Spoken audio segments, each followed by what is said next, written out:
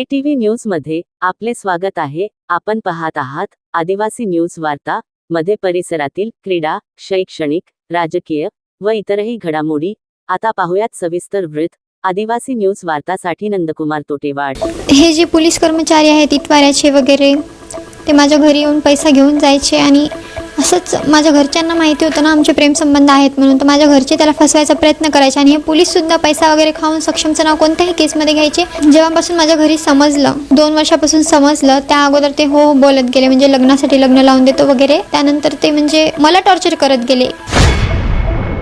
माझा लहान भाऊ हिमेश मामेडवार, तर आता मी आजच्या दिवसामध्ये त्याला मारल्याशिवाय इथे येणार नाही आणि शेवटी त्याने त्याला मारून तिथे गेलाच। माझं खरंच आता सक्षमसोबत लग्न झालेलं आहे आणि मी इथून पुढे सक्षमच्या मम्मी पप्पांसोबत राहील। स्वातंत्र्याच्या 75 नंतरही जातीयतेची मुळं किती खोलवर रुजलेली आहेत हे नांदेडच्या घटनेहून प्रत्यक्ष पाहायला मिळते।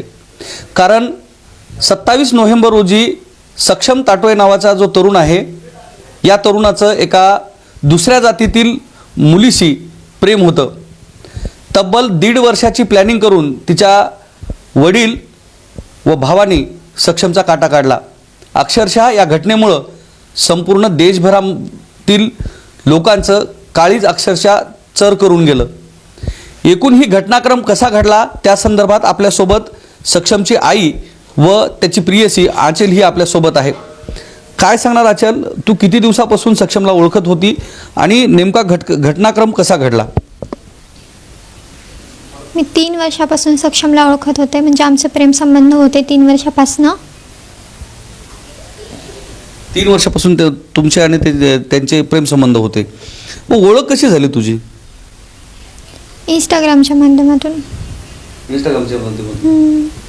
मात्र ज्या पद्धतीनं त्याला त्याची गुन्हेगारी पार्श्वभूमी असल्याचं बोललं जात आहे, त्याच्यावर वेगवेगळे गुन्हे दाखल झालेले होते, MPD अंतर्गत हे केलं, तो गुन्हेगार होता असं बोललं जातं, याच्यात कितपत सत्यता आहे?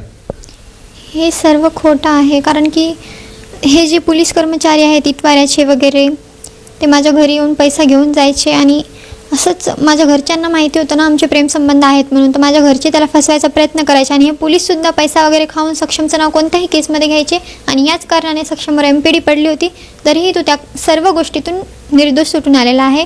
तर प्लीज कोणी गलत कमेंट्स करू नका, कोणी असं त्याला गुन्हेगार साबित करू नका।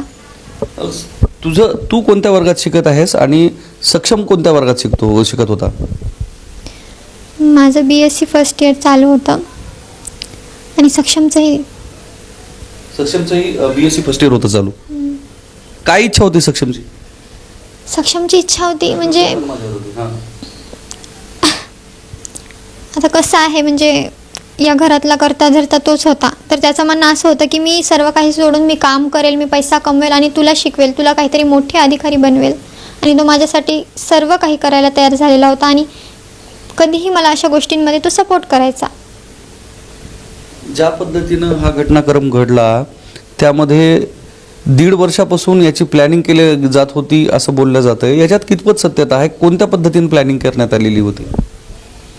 जेव्हापासून माझ्या घरी समजलं, 2 वर्षापासून समजलं, त्या अगोदर ते हो बोलत गेले, म्हणजे लग्नासाठी लग्न लावून देतो वगैरे। त्यानंतर ते म्हणजे असं मला टॉर्चर करत गेले एकट्यात की हां आम्ही सक्षमला मारून टाकणार, मग सक्षमला मारल्यानंतर सक्षमच्या फॅमिलीला सुद्धा मारून टाकणार आम्ही, म्हणजे असं कसं सक्षमला मारलं तर आम्ही जेलमध्ये जाणार। माझा भाऊ आहे ना, लहान भाऊ आहे माझा हिमेश मामेडवार, तो नाबालिक आहे, तर तो ना असं गुन्हे करायचा आणि 15-20 दिवसात सुटून यायचा। त्यामुळे त्याला ना माहिती नाही कुठला पावर आला की त्याला वाटायचं की आता मी काहीही केलं तर 15-20 दिवसात सुटून येईल आणि परत असेच गुन्हे करेल। तर तो मला बोललाही होता की मी सक्षमला मारल्यानंतर 15-20 दिवसात सुटून येऊन त्याच्या संपूर्ण फॅमिलीला मारेल आणि तू जर आमच्या विरोधात गेलीस कोर्टात किंवा पोलीस स्टेशनमध्ये कुठेही तर तुला सुद्धा मारून टाकेल। बरं, ज्याच्यामध्ये तुझे आई वडील जे आहेत त्यांची सुद्धा कौटुंबिक पार्श्वभूमी गुन्हेगारी असल्याचं बोललं जातं, खरंच त्यांची कौटुंबिक पार्श्वभूमी गुन्हेगारीची आहे का आणि ते कोणतं काम करतात? हो, त्यांची पार्श्वभूमी गुन्हेगारीचीच आहे।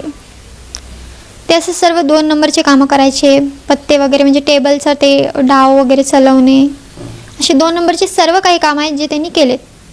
2 नंबरची अशी कोणती कामं जे ते करत होते ज्याच्यामुळे पोलीस त्यांच्या संपर्कात होते असं वाटतं? नशेच्या गोळ्या विकणे वगैरे. आणि ते पोलीस कसं म्हणजे पोलिसांना हे सर्व माहिती होतं, तरीही खूप सारे असे कर्मचारी आहेत, पोलीस कर्मचारी, जे पैसा खाऊन शांत राहायचे. स्वतः माझ्या घरासमोर येऊन ते पैसे घेऊन जायचे. एक दिवस अगोदर अशी कोणती घटना घडली होती ज्याच्यामुळे तुला पोलीस स्टेशनमध्ये नेण्यात आलं होतं?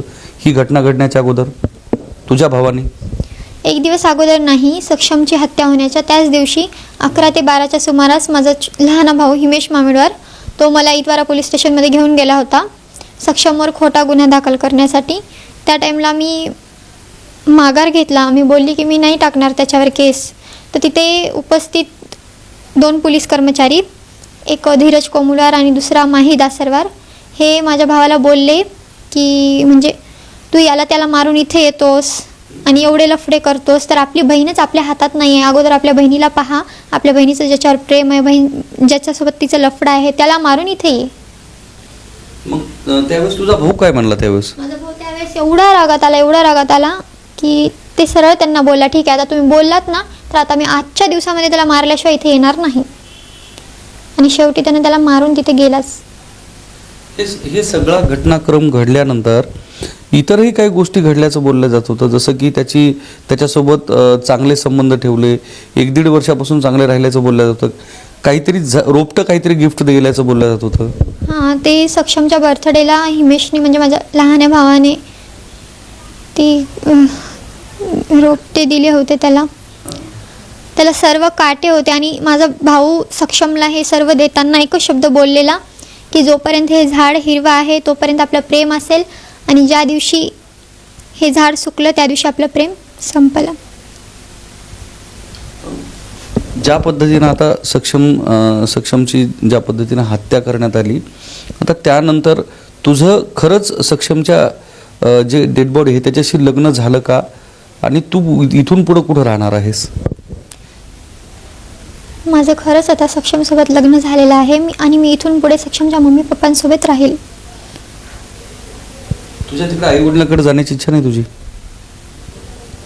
त्यांनी माझ्या प्रेमाला संपवलं आणि मी काय म्हणून त्यांच्यापाशी जाऊ बरं?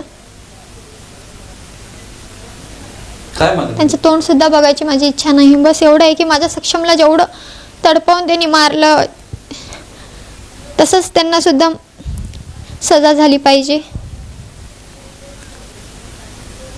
आता तू सक्षमची पत्नी म्हणूनच या ठिकाणी राहणार आहेस का? आणि त्याची जी अपेक्षा होती ती पूर्ण करणार आहेस का?